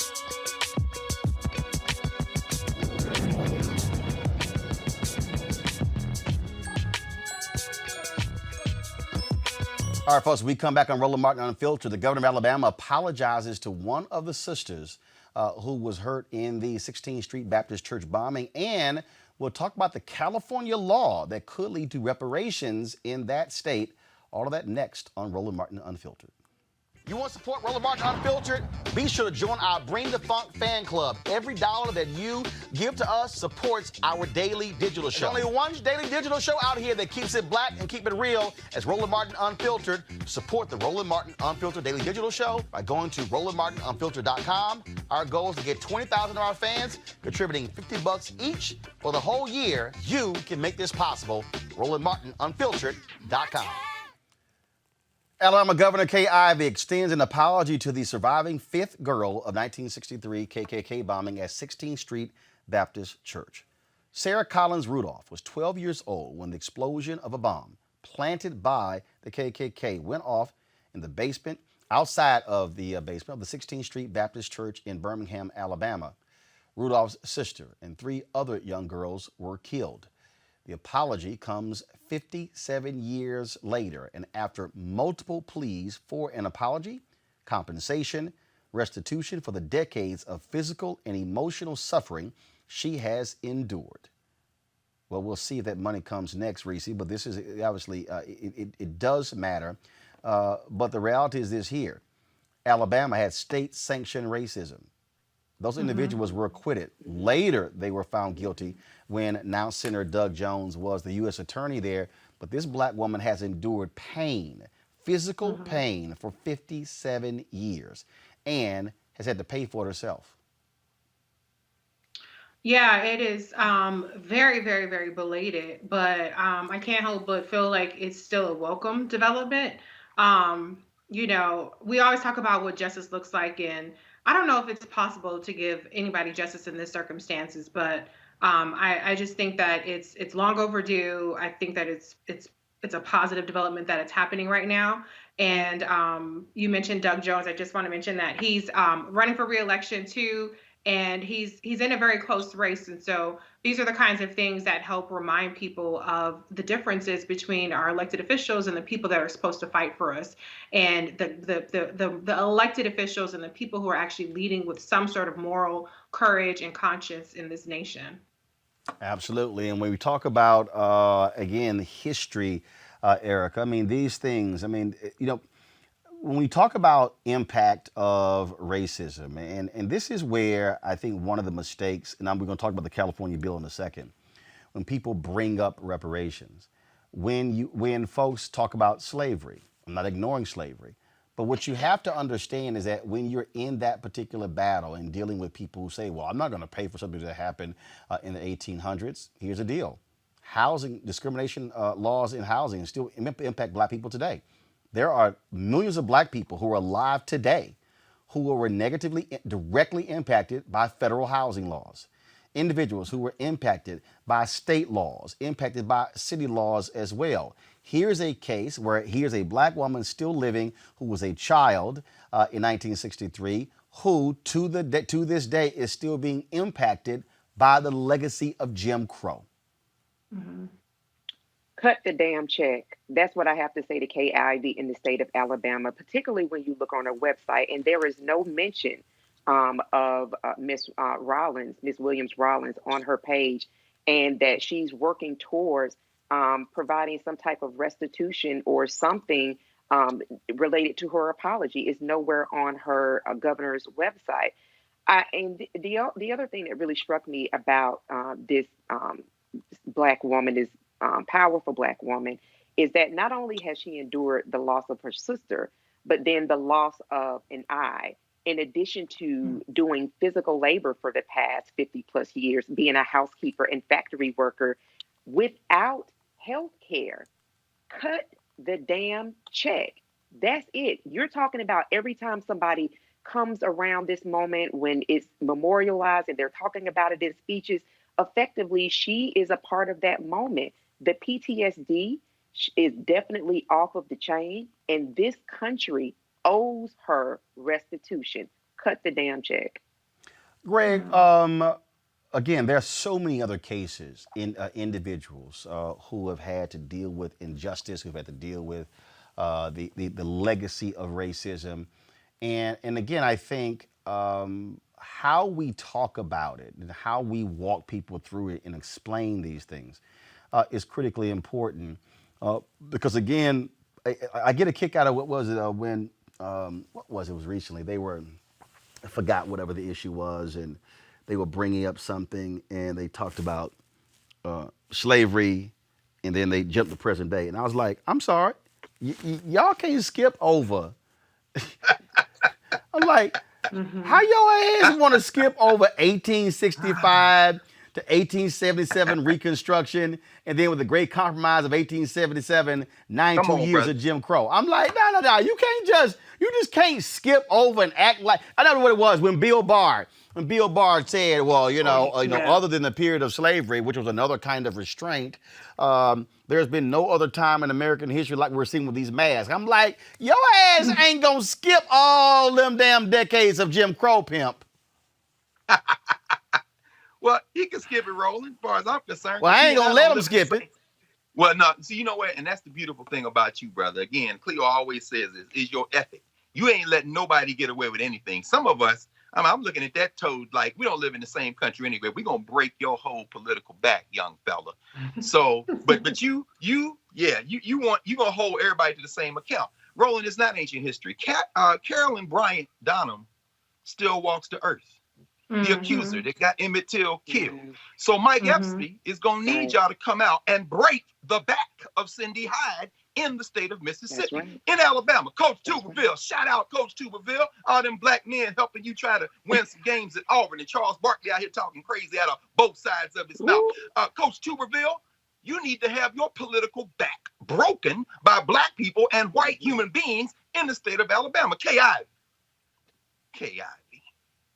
Erica's right. Cut the check, because guess what? Sarah Collins Rudolph, who lost her sister Addie Mae Collins. You know, the 15th of September fell on a Tuesday this year. I was in class, and I paused to spend the first 30 minutes of our Education in Black America class to talk about the death of those 6 children that died in Birmingham that day, because Addie Mae Collins died. Collins' sister. And if you ever watch Spike Lee's 4 Little Girls, you hear Sarah Collins talking, and it make you weep openly when she says, you look like that thing me as she's talking. A woman, as you just heard Erica say, who worked her whole life health insurance. And it was, Addie Mae Collins, Cynthia Wesley, Carol Robinson, Carol Denise McNair, those 4 girls at the 6th Street Baptist Church. And then later in that day, Johnny Robinson, shot by a punk police. And then they having a Klan rally celebrating the killing, and young Virgil Ware, delivering newspapers with his brother, dies in his brother's arms as a cracker shoots him off of his bike. There were 6 children that died that day. But as we paused to take 30 minutes to look at a brother, a great artist, one of our great artists, Daoud Bey, who did something called the Birmingham Project. I played it to talk about those 6 children. And we talked because Daoud Bey says, a little boy, I saw a picture of this girl who survived the bombing with these cotton patches over her eyes in a book called The Movement that Lorraine Hansberry wrote the words for. That was Sarah Collins Rudolph with those 2 patches. And she lost, as Erica said, one of those eyes. And Daoud Bey did this piece. I stopped playing it, finally rolling. One of the young people unmuted themselves in 100 persons in class. This is the magic of a black college, brother. And this is why learning is transformative. We watched that. We talked, and then I said, let's talk about this. One of the children unmuted herself. I say children. One of these young teenagers unmuted themselves and said, Dr. Carr, John Cross, who was the pastor of 16th Street Baptist Church that Sunday morning, that's my granddaddy. And then she started talking about, so this is not ancient history. Kay Ivey, you're going to be dead in dust. Your great-grandchildren will be dead in dust. This place will be reconstructed, whether you want it or not. It's time to break the back of everybody who's going to stand in the way of the humanity, because those 6 children that died that Birmingham Sunday, they will be avenged, whether you all like it or not.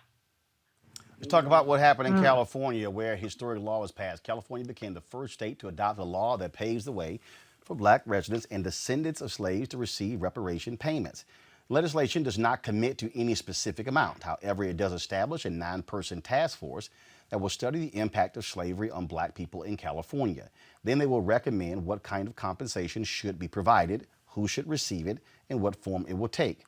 This legislation was authored by Assemblywoman Shirley Weber. Governor Gavin Newsom signed the law Wednesday afternoon. Reese? I think that this is where it starts. I mean, I know that people don't like the idea of commissions and it's not fast enough and they want to check, but I mean, I think this is a great start. Currently, the HR 40 commission is held in limbo in both the House and the Senate. And so I think it's going to take the states leading the charge. Dr. Carr mentioned, how California is setting itself up for a different reason. But shout out to this black elected official in California for leading the charge on this. And CC Ice Cube, this is part of your black agenda. So this is one of those things where when people want to talk about demand something for your vote, and when they want to talk about, no tangibles and this, that, and the other, like I suggested to Ice Cube, get behind the people that are actually pushing forth these initiatives, actually educate people about these initiatives and push it forward. Just like the Crown Act started in California with Senator Holly Mitchell and and now it's moved across the country, and it's even making some headway in the Senate and in the House.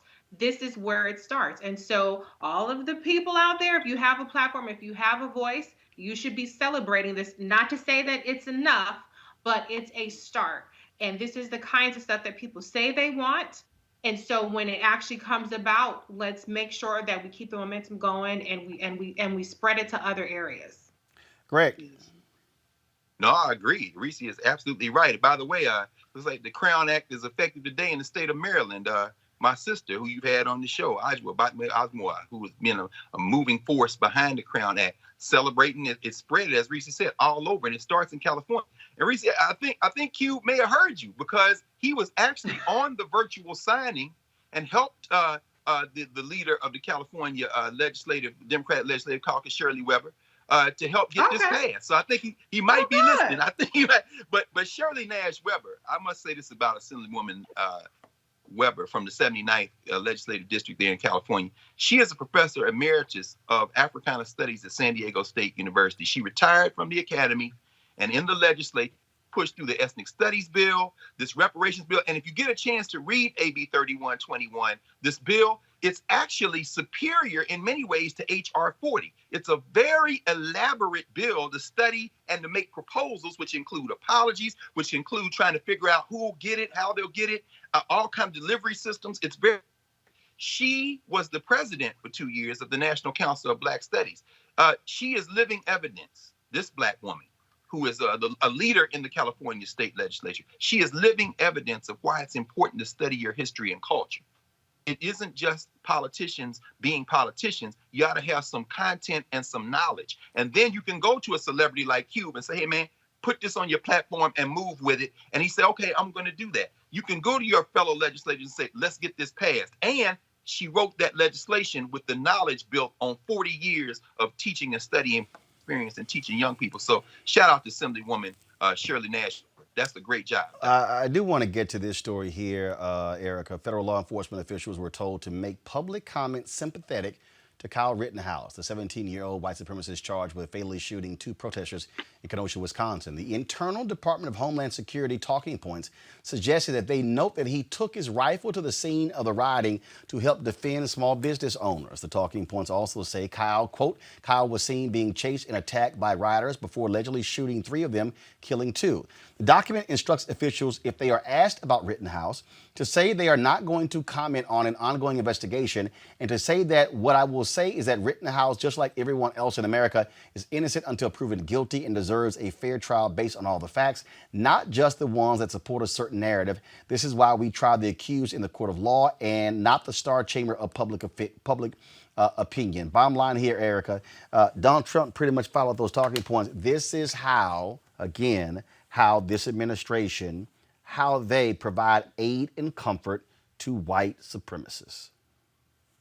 Yeah, I'm so glad that you made that point on mainstream media today. For anybody that didn't catch Roland on Ari Melber's The Beat, you need to go back and watch that again, because he definitely pushed back with the 2 panelists that were on with you.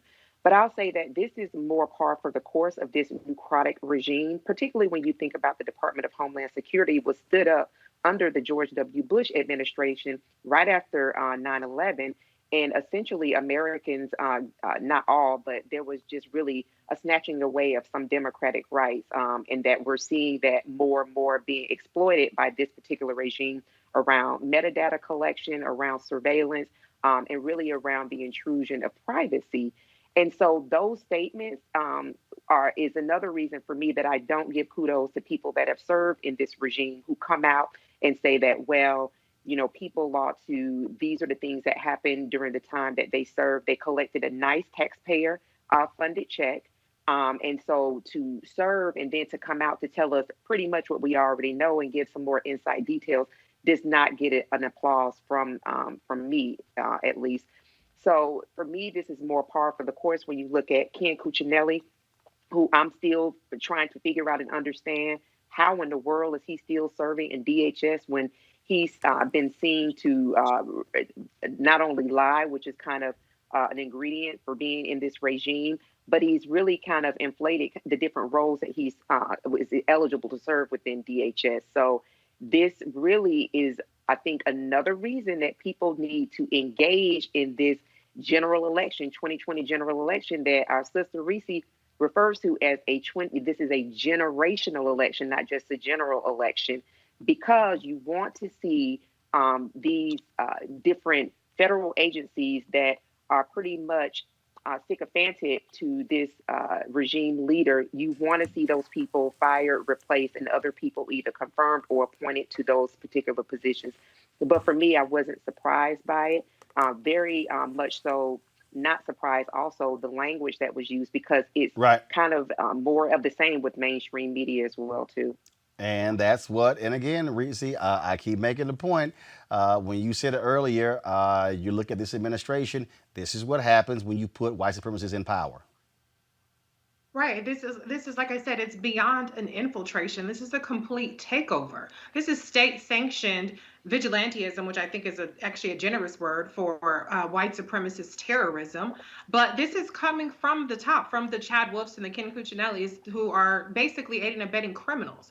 And so this is what truly worries me. Another 4 years of a Donald Trump. Erica, you missed it this week. I'm assuming you're going to work it in there. But the white national, you haven't said it yet, so I don't want to steal your thunder. You better say it, sis. Well, when you have the son of a Klansman, to borrow from Erica, He said, when you have the son of a Klansman who is running the government and who has his deputies who are deputy Klansmen at this point, that's just, to be honest, what they are. Yeah. It really concerns me. We see a constant escalation of the boldness of them being emboldened and of them being more reckless. At one point I wanted to make earlier was we saw, and I'm sure we've talked about this before, where in 2016, the Trump campaign marked Black voters deterrence, right? They wanted to deter us. Now they have the full power of the government to deter us from actually filling out the census. That's what Wilbur Ross is doing. That's what we had an extensive discussion on. And so we've seen the same thing happening when it comes to the way that white supremacists are treated. It started years ago when Donald Trump said, rough up the protesters. And now they're sanctioning, they're passing out water. I mean, this isn't the federal government, but it's all, shit is rolling downhill. It's all starting from the top. The fish rots from the head. I think I said that right. This is what we have to really be concerned about for the next 4 years, is a further emboldened white nationalist, white domestic terrorist groups feeling like they have free license, they're deputized from the Trump administration itself. All right, y'all. Y'all know what time it is. No charcoal grills are allowed. I'm white. I got you, bro. Illegally selling water without a permit on my property. Whoa! Hey! You don't live here. I'm uncomfortable. Oh, I wish I was there when this happened. On today's episode of Crazy Ass White People, a young black woman in Leesburg, Virginia, was harassed and bombarded with racial slurs and met with physical contact. My window, right? I did. Do it again. Go fuck yourself, you Indian bitch. Indian bitch, get the fuck out of my country, Indian bitch. Fuck, this not your country, you dumb bitch. Come here, bitch. You're not done. Get out of the car. You're not done. You're not done. Here. You're not done. Didn't you just tell me to get out of your country? Didn't you just tell me to get out of your country? Didn't you just cut me off? And you called me an Indian bitch? I'm still here.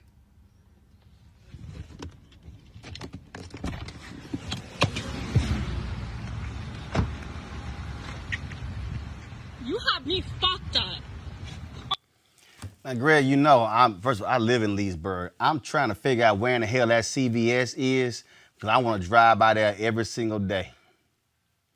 I know you do, brother. I was watching that video like, okay, let me see if I can make out that car.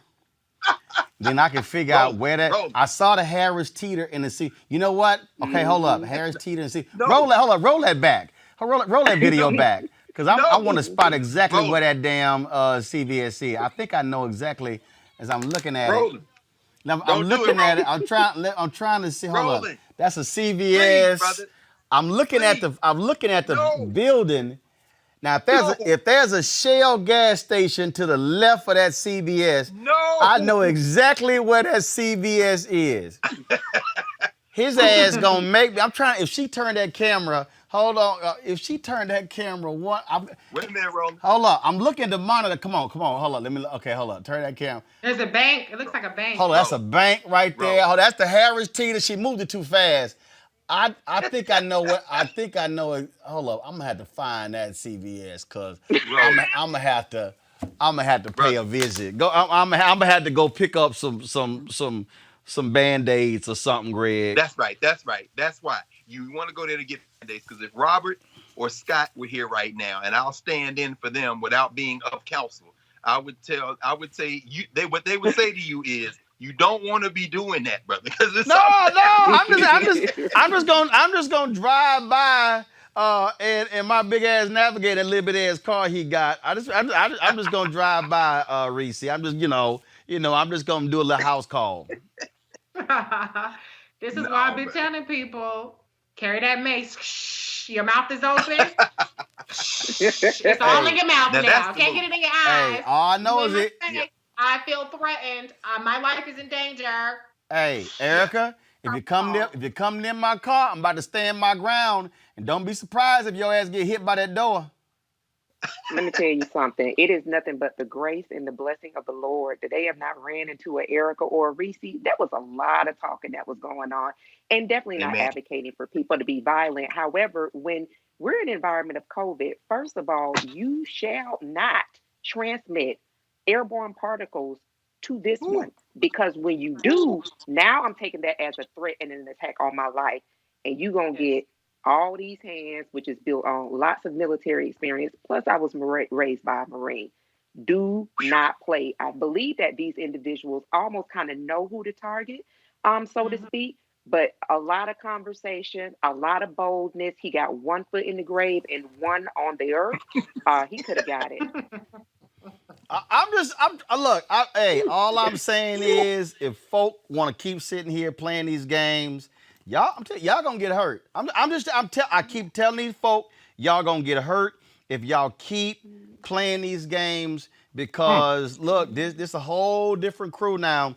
And I believe y'all the last story we about to go. I remember me and my boy, we were in Arlington, Texas. Michael Williams, big time Black Republican. He's a good brother. His wife Donna, Prairie View A&M graduate. Man, we were sitting there playing golf, and I don't know what happened. We were on a tee box. We were just talking or whatever. I guess this white boy thought we were too loud, and he said something. He said something to us, and then all I know, me and Michael were like, "Hey, you better take some of that goddamn bass out your voice." I love it. I'm telling you, I will let cats know.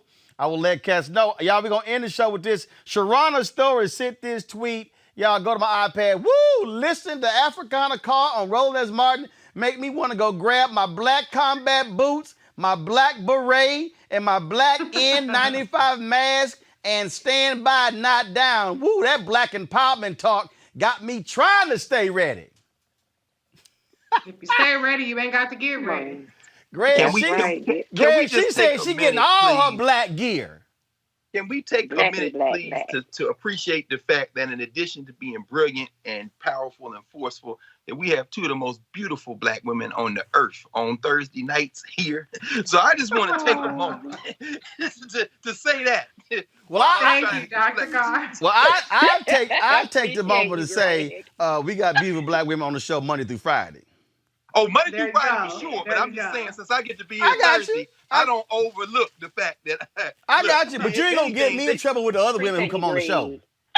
Oh no, of course, but let's just be very clear. You know, these sisters right here. Look, I don't know what. I'm sorry, Daniel Cameron, bro. You need to turn on Roland Martin Unfiltered. Even change your ways. Well, all I know is tomorrow by noon. No, we say you don't want him. Tomorrow by noon, he gotta have them damn tapes in. He gotta have them tapes in. So we're gonna be covering that tomorrow right here on Roland Martin Unfiltered. Big shout out to Reese, Greg, and Erica. Thank you for joining us on the panel. Wait a minute, hold. Where my girl Chandra? Who's the one? Yeah.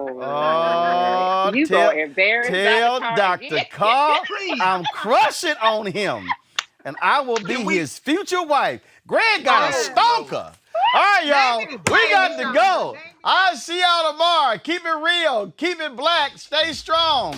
And if anybody want to try to give you hell, you tell them, Team Whip That Ass will show up.